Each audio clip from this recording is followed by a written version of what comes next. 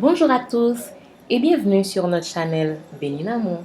Nous vous invitons à écouter ce passage tiré du guide de lecture biblique quotidienne de la Société biblique canadienne. Si vous n'êtes pas encore abonné à la chaîne, dès maintenant, nous vous invitons à vous abonner et activer les notifications en cliquant sur la cloche pour ne pas rater toutes les prochaines vidéos qui arriveront ici. Et cliquez sur le pouce bleu pour nous encourager. Merci et bon visionnage. Soyez bénis.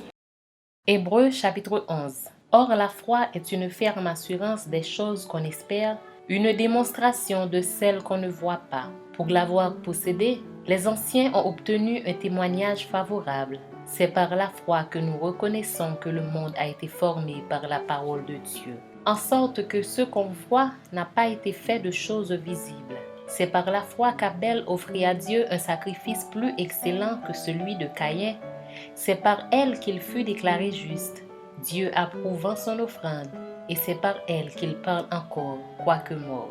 C'est par la foi qu'Énoch fut enlevé pour qu'il ne vît point la mort, et qu'il ne parut plus parce que Dieu l'avait enlevé. Car avant son enlèvement, il avait reçu le témoignage qu'il était agréable à Dieu. Or, sans la foi, il est impossible de lui être agréable, car il faut que celui qui s'approche de Dieu croit que Dieu existe et qu'il est le rémunérateur de ceux qui le cherchent. C'est par la foi que Noé, divinement averti des choses qu'on ne voyait pas encore, et saisi d'une crainte respectueuse, construisit une arche pour sauver sa famille. C'est par elle qu'il condamna le monde et devint héritier de la justice qui s'obtient par la foi. C'est par la foi qu'Abraham, lors de sa vocation, obéit et partit pour un lieu qu'il devait recevoir en héritage, et qu'il partit sans savoir où il allait.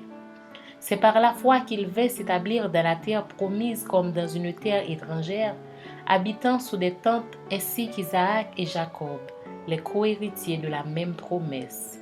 Car il attendait la cité qui a de solides fondements, celle dont Dieu est l'architecte et le constructeur.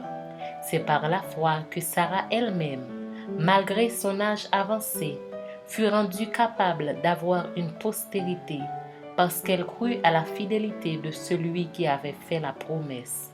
C'est pourquoi d'un seul homme, déjà usé de corps, naquit une postérité nombreuse comme les étoiles du ciel, comme le sable qui est sur le bord de la mer et qu'on ne peut compter.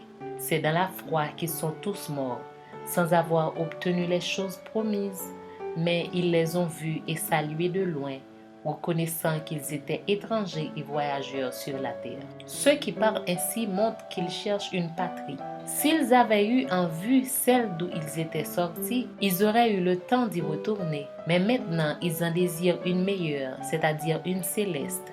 C'est pourquoi Dieu n'a pas honte d'être appelé leur Dieu, car il leur a préparé une cité.